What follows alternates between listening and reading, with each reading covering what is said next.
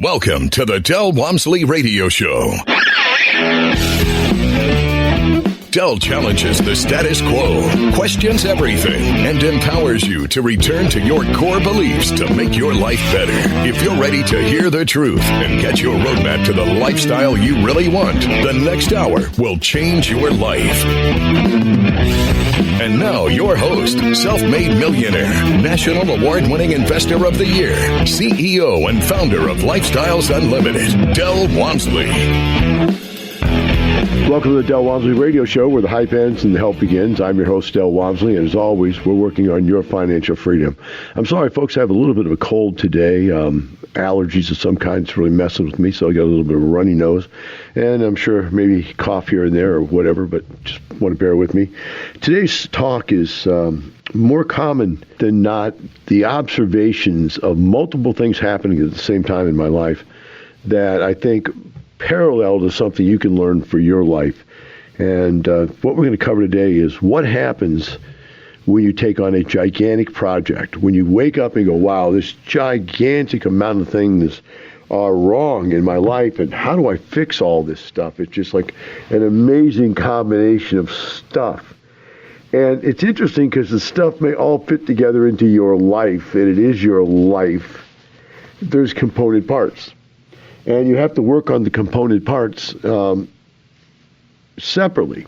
So, talk about the three different things I want to cover today. Number one, I want to cover my home renovation, because I'm doing it. I'm right in the middle of it, and it's got me thinking about how you go through some gigantic project. Number two, I just bought an apartment complex. And the partner that's running the property is out there fighting the first week of ownership, and it's a nightmare. It's got all kinds of things wrong with it. It needs to be worked on. And the third one is your financial situation. You're sitting there right now. You're living a life of quiet desperation. You don't know where to start. You don't know how to get going. And it really, you're just stuck. You're stuck in the squat position, and you can't jump because you're stuck and you don't know where to go. So we're talking about all three of these today. The two that stimulated the conversation were obviously my house and home renovation and the apartment complex renovation. So I'll start with the home renovation. First of all, a couple of weeks ago, I woke up to the massive realization that, again, each and every year, there is a certain amount of maintenance that must go on to maintain a super life. And so, although I have a super life here at this home, beautiful mansion, the reality is that I have to keep it up. So I had to come up with a plan. There has to be a plan, and there has to be a master plan. And when I first moved here, everything was dead. And so my original plan was to plant this place up as a beautiful tropical garden. And I had two zones, two areas in the backyard. I had the pool in the tropical area, and then the outer zone was like a shade area, more of a magical garden type effect. And the front was landscaped with tremendous amount of stuff. And last year I came to the conclusion I had to change a lot of it. The plan that was in place was wrong. Now, I want you to parallel that with the thought of, hey, you wake up, you look at your finances, you look at your age, you go, my plan is wrong. It isn't working. I think I have a plan. I know what I'm doing. I'm putting money in my 401k. I'm trying to pay down the house. I'm trying to stay out of debt. I'm trying to keep up my job, get a little bit better, do a little more, get paid a little more at my job. All these things, this is your plan, but the plan isn't working. And my problem with my home was that every year we would have a freeze. It's only 1 or 2 days, maybe 4 at the most, where the temperatures would drop below 20 degrees. And for every hour that you're below 20 degrees in temperature, 1/4 of your plants, tropical plants, die. So by the time, if it stays under 20 degrees for 4 to 8 hours, a whole night, they're dead. They all die. And so every year I was replacing all these plants along with all the annuals that had to be replaced every year, because we'd plant in the gardens these annuals. They'd come in and stay through the heat of the summer, and then those kinds would die off. We had to put in other ones that could handle the heat, but when it got to be winter, they would die off. So this is the annual thing. So what I decided is I'm going to change the plan for my home. And I changed the plan to go away from tropicals and go to an English garden where I can fill it with plants that will survive the winter here and survive the heat of summer. And so I drew up a whole new plan of what I wanted to put in the yard. Melissa and I worked on it for hours and hours and hours and came up with the conclusion of what we wanted. And then we paid a landscaping company to come in and put the plants in and so forth and get it to where we wanted it to be. Now, as we did that, we ran out of energy and money before all of the particular gardens. And this house has like 10 different lawns. If you have a house, you got a front yard and a backyard, and they're both probably not that big. This has 10 giant lawns. And then it has hundreds of beds, flower beds, planting beds. Stuff just blows my mind. There's probably at least $1 million worth of landscape materials planted in this yard right now. And I go through 10, 20, 30,000 every year. And I'm trying to change that, get it back down to something realistic, So I changed the way I was going to do the plan. You're going to have to change your plan. If you want to become financially free, you're going to need to change your plan. Now, in the apartment complex that I'm looking at, or that we have purchased, we had a plan going in. The lead investor that's doing the deal had a plan. He can see what the other guy's plan, how the other guy's plan was wrong, and now he has a plan that he's going to put in place.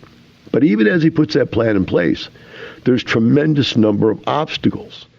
And so as he's going through this thing, this first week, the obstacles are becoming clear to him. Things, some of which that were clear before we purchased the property, others that were hidden very well until after closing you find them out.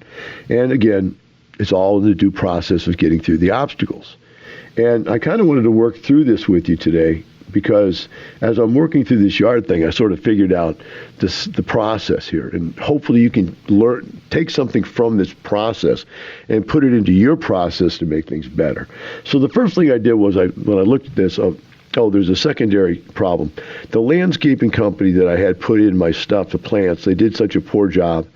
And they tripled the charge of my landscaping, weekly, monthly landscaping fees.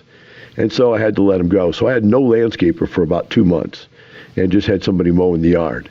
And so all of my beds, all of my plants were destroyed. There was nobody watching my yard. And all of a sudden I woke up and I looked out there and I go, man, my yard's destroyed. It looks terrible. And so I had to take on the project. But what I had to do is I had to put it into perspective of something I could deal with. And so what I did was I divided it up into areas. And like I said, there's like 10 different environments, 10 different areas in my yard. Each of these 10 different areas has different plant types. It has different sun ratios from the day and night, or from, all day long. What part of it's all sun, part shade, and shade. All those are different, every one. So every one has to be dealt with completely on its own. You can't just go in there and say, I'm going to theoretically get in here and fix everything, because you can't. So I took on the very front part of the lawn first because it was almost completely dead. And the beds we had just put in were looking weak. I had a flooded out area where some sprinkler heads were broken. They were flooding the yard. And so I had one part of this zone was all dead because it had no water. The other part of the zone was flooded because it had too much water. Now, trying to figure that one out, because you can't fix it by turning the sprinkler heads on and fixing it, because if it was all dry, you would just water more. If it was all wet, you would water less. But they're in the same zone. And so I had to go out there and investigate head by head by head on this sprinkler system, what was wrong. And what I found was 2 of the sprinkler heads were completely broken. And that's why these 2 areas were completely dead, because the sprinkler heads were broken. Found on the other one, the sprinkler heads were leaking. And I also found by research that some of the sprinkler heads were way too large for the small amount of area that they were in, because when we redid the yard, we had to redo some of the sprinkler heads, and we had combinations of problems. So when we come back, we'll talk about how we start hacking through this stuff and how it relates to your financial situation. We'll be right back with the Del Walmsley Radio Show. Welcome back. Now here's some more unconventional wisdom to set you free from the man on a mission to retire America, one person at a time, Del Walmsley. Welcome back to the Del Walmsley Radio Show.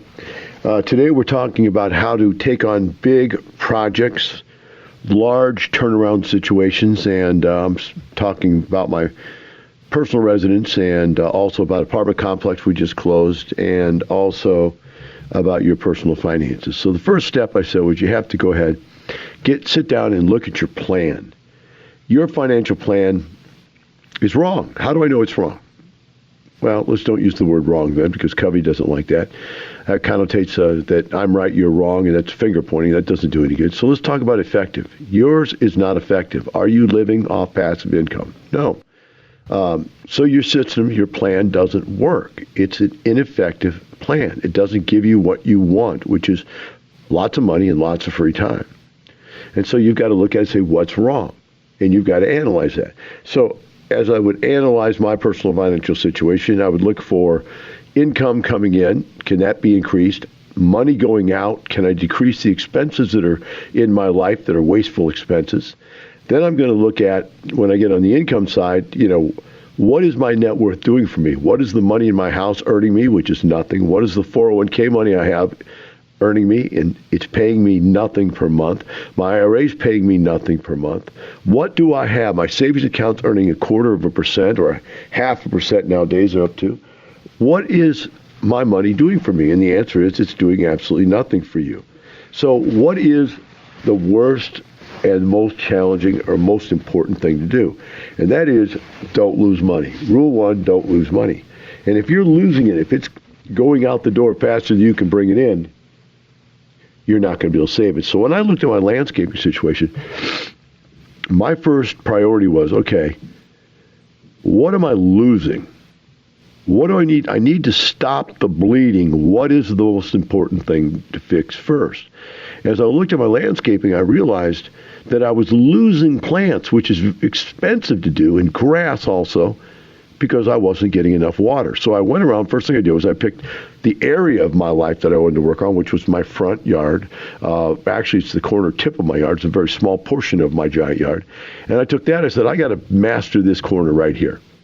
And so I looked at the sprinkler systems. I saw there was 2 sprinkler heads that were broken, so I took them out and put in new ones and solved that problem. Okay? I also had an area that was flooded. And so I turned the area that was flooded off completely, and I put in low-flow water heads and said, okay, now when I turn this back on, the area that's dry, I'm going to put on higher flow water heads so it gets more water in those areas, because obviously those areas need it. And over here, where it's a very tight area and there's too many heads, I'm going to put on low-flow heads and slow it down. Thinking I had it all solved, right? Then I picked up the next thing you need to do. If you're out there looking at your finances, you have to say, okay, I'm going to start working on this one. What do I do to fix that one? It's amazing what YouTube has out there for you. It's amazing what Lifestyles has over here for you. The information in life to become successful in whatever endeavor you're out to attack is out there somewhere. Get your hands on it. So I'm Googling this stuff and spending hours sitting up at night watching these videos and stuff on what's going wrong. And one of the videos made it very obvious that I have not been feeding my grass. In years past, I fertilized my grass on a regular basis. Now, because I broke my foot, then I broke my ankle, twisted my knee, broke my elbow, tore my tricep off. For the last 6 months, I haven't been able to exercise at all, which means there's no way I could get out there putting fertilizer in the yard. I couldn't push the stupid cart. And so I decided I better start fertilizing this thing up. I started fertilizing it up, put a little fertilizer, a little weed kill, and all of a sudden the thing started getting a little green.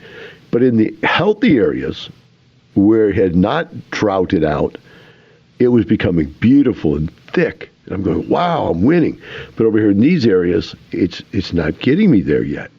And then I took and read an article, and the guy said, you need to fertilize more often. And I'm thinking you can't fertilize in the heat of summer. It's going to kill the grass. And he talked about how to fertilize did not kill the grass in the heat of summer, and talked about how to turn this thing around. So I started fertilizing it every week, just a little bit, so that as that fertilizer got watered in and started to take effect, I could put a little new fresh fertilizer on there, a little new weed killer on there to kill some of the weeds. And slowly but surely over the next 2 weeks, you could start to see a dramatic change in this part of the yard. But I still had the flooded out area. I had fixed the areas that were too dry and they were starting to come back. But the flooded out area, I couldn't seem to fix it. Even though I put on low flow heads, it was still getting too much water. So I analyzed the situation. What I realized was there was actually a gully. Now there is a regular storm gully that goes along the front of my yard and sides of my yards. It goes to a creek, runs out. It's natural. But even within that gully, there was a low area. So low that the water would just sit there. It couldn't get out of that area to go and follow the natural drainage route. And I thought about it. Well, you know what I need to do? Instead of worrying about how to dig deeper, I was going to dig deeper ditches. And with the deeper ditches, then maybe I could change the flow of water and get it away from that area. I thought, what would be easier than that? Why not just fill the hole in? And so that's the next step that I'm going to try, is to go ahead and solve the problem by filling the hole in. And the point I'm making is, as you start to look at your situations financially, and we sit down with you and we're working with you on these things, sometimes we're going to dig a little, and sometimes we're going to fill a little. Sometimes we have to fix things with a twist to the right, sometimes with a twist to the left. But we're taking just one part. So if we're looking at your 401k and we're saying, what can we do to make your 401k more profitable for you? We have a lot of things to work on there. And we have a lot of possibilities we can do with that money, both inside the 401k or outside the 401k, that'll make a major difference. But we've got to take that 401k apart mentally to get to the point where it's actually going to make some difference. And if we don't do that, then we're not going to be able to solve the problem, because the problem isn't going to be solved simply by doing more of what doesn't work. In other words, contributing more isn't going to make it happen. Now, with feeding the 401k, you can actually overfeed something. A lot of people putting money into their 401k makes no sense at all, because they're putting in more than what the match is. Doesn't make any sense to do that, because 401k is a retarded investment to start with. Yes, I said it, retarded. It's a ridiculously stupid thing to do. But if you're going to do it, doing more of it is worse than doing less of it. So as we go through these battles, each and everything would tear your 401k situation apart, would tear your personal residence situation apart, will tear your earned income situation apart. We'll look at your non-existent passive income situation and see where we can build some passive income, et cetera, et cetera. We'll look at your expenses, your home expenses. Where are you wasting money? You can save it. Start saving money so you can invest more. All of these different topics are part of working this process. So it's not just, okay, I'm going to go buy a rent house and have some passive income. That is going to be a part of the process. But that is not the entire process. That is a part of the solution, but it is in no way the process. Your problem is the process is all wrong. My problem with my landscaping was my landscaping plan was all wrong. It was not sustainable in 110-degree temperatures in the summer and 20-degree freezing temperatures in the winter. The plan was wrong. And I had to fix the plan before I could start fixing the problems. We'll be right back with the Del Walmsley Radio Show. Welcome back. Now here's some more unconventional wisdom to set you free from the man on a mission to retire America, one person at a time, Del Walmsley. Welcome back to the Del Walmsley Radio Show. Today we're talking about tackling big, giant turnaround projects, something like maybe your personal financial situation, something like my personal residence situation, or something like the apartment complexes that we've closed in the last couple of weeks. We look at all three of these and say that these are gigantic managerial, it's a good word for it. I'm looking for it's a process engineering situation where we have to change the process completely around. So we were talking earlier about you having the right plan financially. You've got to get the right plan. That's why you come to someplace like Lifestyles to get the plan on how does this stuff work? What should I be doing? What doesn't work? What does work? And then you work through all these different suggestions in your personal situation and see what's happening. So like, we're going to talk about income here in a minute, which is probably the most important one. But the easy one is expenses. What are you wasting? What is being wasted in your life? And I find myself, looking at my life and my process and my home, and my business is the same way. I look at what is the dead weight. Dead weight in my life takes up my life. So I was given a thought process early on in life from my dad. It said, it's not what it costs to buy something, it's what it costs to maintain that something. So you look at your situation and go, for where you're at financially in your life right now, is it worth it for you to have that big giant home? Is that really the right thing to be doing at this point? Maybe the kids are all gone. You don't need that big home anymore. Why not shed that? Get rid of some of that expense and that maintenance, both time and energy and money in maintenance of that big home. You got 2 or 3 or 4 cars. Do you really need 2 or 3 or 4 cars? It's ridiculous. I've had as many as 6 cars. I'm down to 4, and I'm thinking about getting rid of one of them. I never drive it. And the other 3 are completely different vehicles that I actually need all 3 different kinds of vehicles. The 4th one is a sports car. I never drive a sports car. I'm 62 years old. I'm happily relationshiped.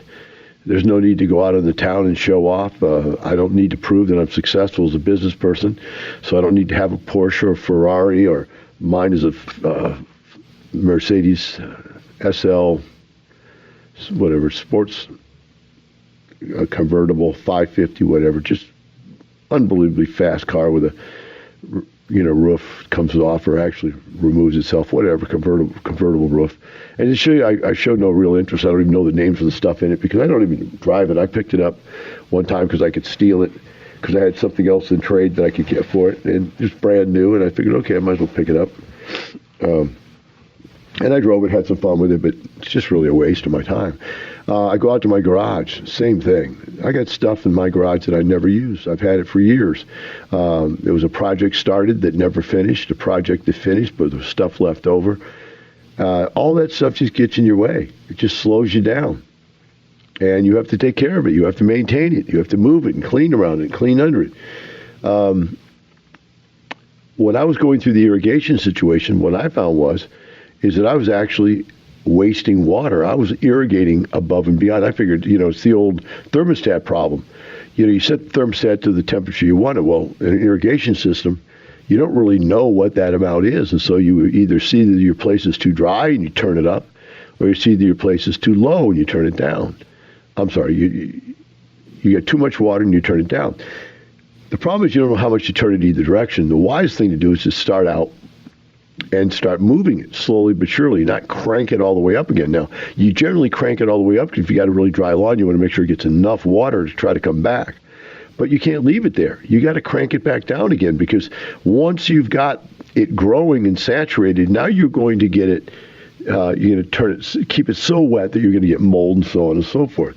So it's a balancing act, guys. You got to stay on top of it. But we're talking about this just one zone in my house. So I'm working my way out of that zone, right? So you're working your way out of, okay, what are we going to do with this extra car payment we don't need? What are we going to do with we've got 400 stations of cable. We only watch the same 10 stations every single time.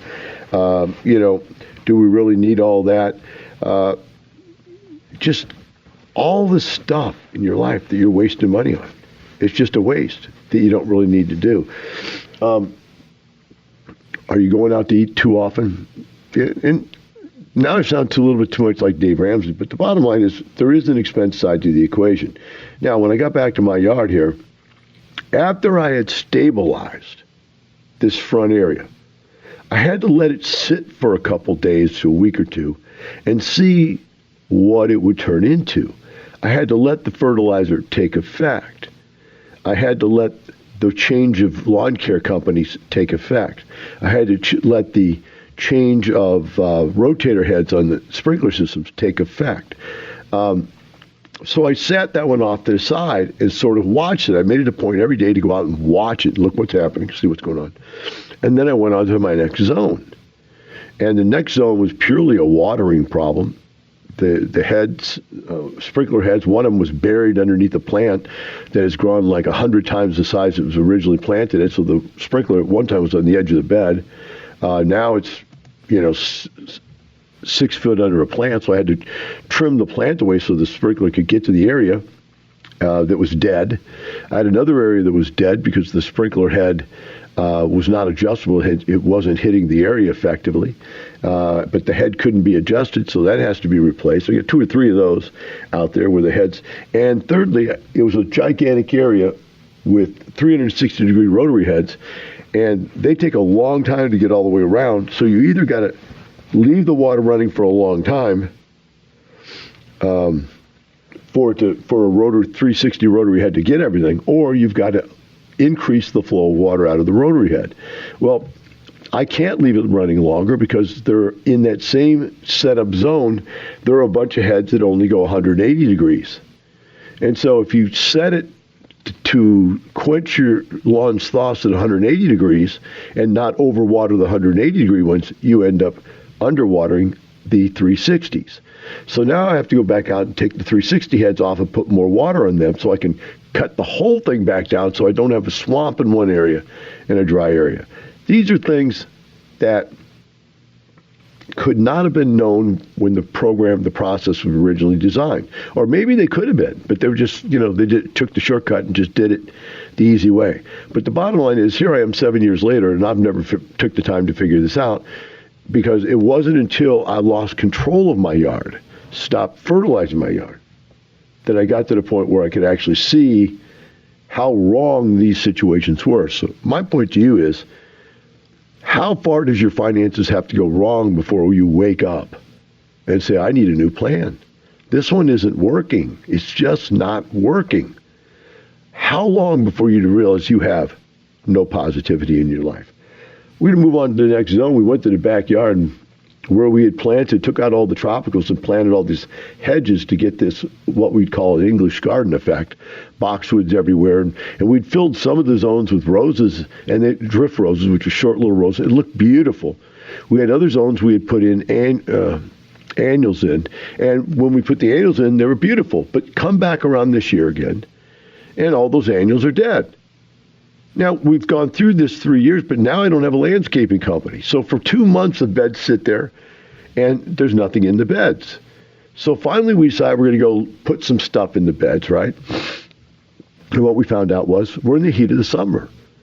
Anything you plant now will die by September. All new plants that will survive the winter come in September and are planted in September and October. So we had to realize there is a timing to fixing certain things in your life. There is a timing in your life when you can get your money out of your 401k effectively or more effectively or less effectively. There's a timing when you can retire. There's a timing issue with when you and how you pay your bills and so on and so forth. And so we had to get involved with the timing issue. The other thing we had to do was stop the bleeding. So we took very large portions of these bedded areas and just put in roses again. Beautiful, small, short drift roses that fill them, just make it look beautiful. But you don't have to do anything with them. They're there summer and winter. You're done. So I've started putting plants in that solve the problem. I'm done with those areas other than weeding and fertilizing. And that's something you got to keep in mind. The expense of owning things never goes away. There's always going to be weeding and fertilizing. So we get back to this pool zones where we're filling in these beds, and now we're investing in something. Now we're buying that rent house. By buying these plants and putting these plants in that won't die, that will stay there year after year after year, I'm investing. I'm getting the return from those plants, the beauty, without the annual cost and maintenance management intensity to putting the new beds in every single year. I'm solving my long-term problems by investing in something that will pay dividends for years. That's what you need to do with a rent house or an apartment complex. We'll take a short break. Be right back with the Del Walmsley Radio Show.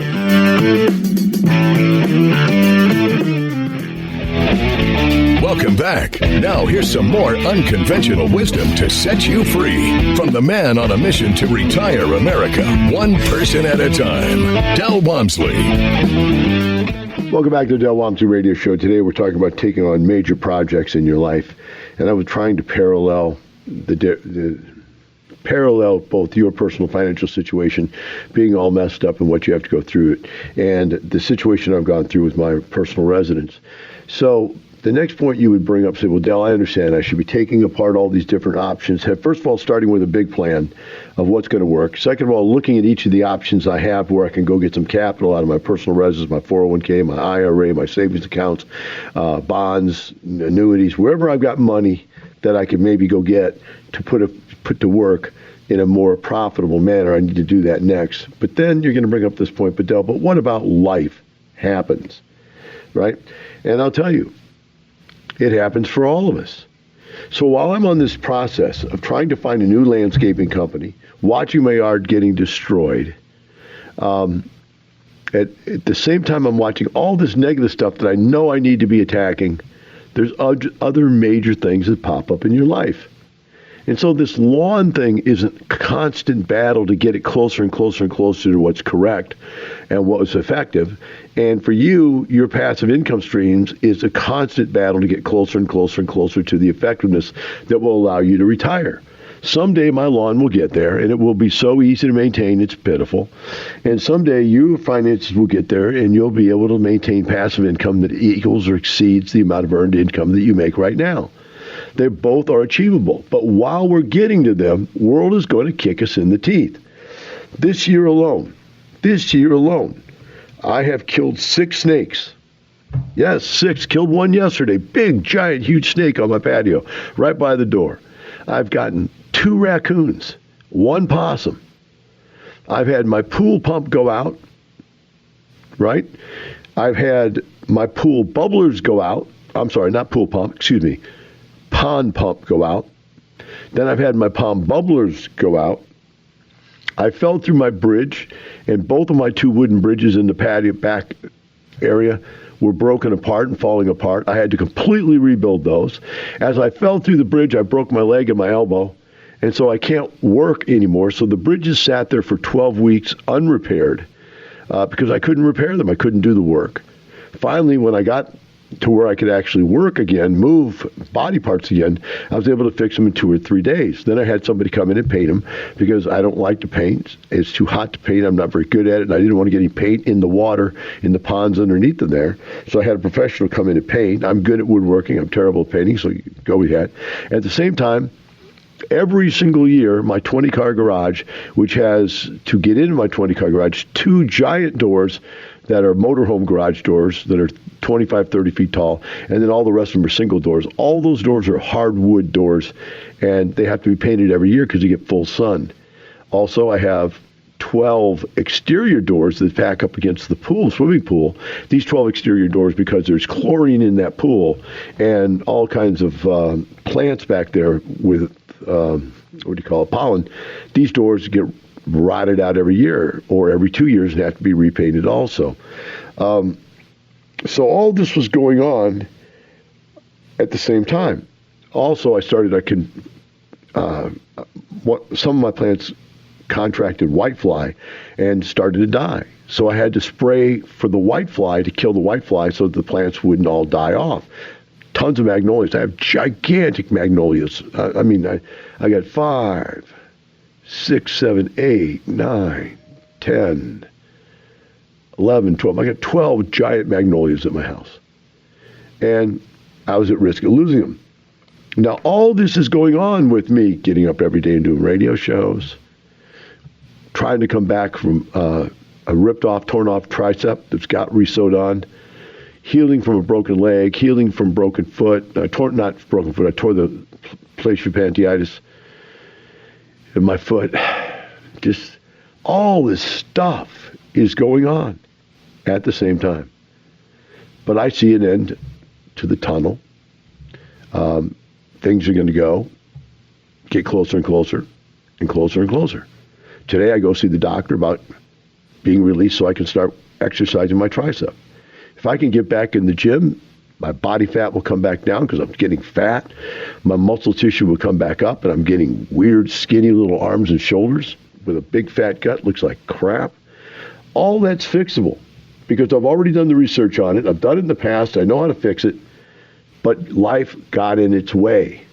And that's what I'm telling you. You lose your job. That's like me not being able to work out for 12 weeks, 18 weeks, whatever it's been, because I tore my tricep and hurt my leg. I broke my tailbone also. I forgot about that. So it's been 6 months since I could work out. My body is feeling it. My body, like my yard, just after that 6 months of being injured, are just destroyed. But you got to get back up.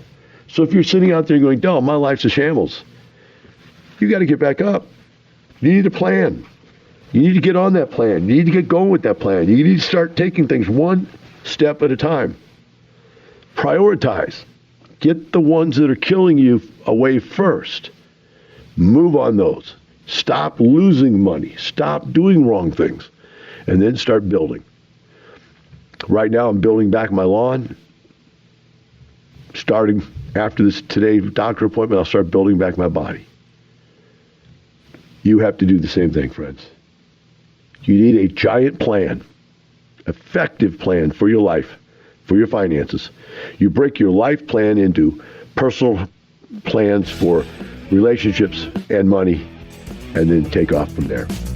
But remember, as you go through all of it, it's not the money, it's the lifestyle. Have a wonderful day. We'll see you tomorrow. The information and opinions you hear on the Del Walmsley radio show are those of the host, Del Walmsley, his guests, and his callers, and do not necessarily reflect the opinions of this station, its affiliates, its management, or advertisers. The Del Walmsley show is for entertainment purposes only. Please consult a professional regarding your personal investment needs. Nothing presented on the Del Walmsley show constitutes an endorsement, recommendation, offer, or solicitation to buy or sell any product or security.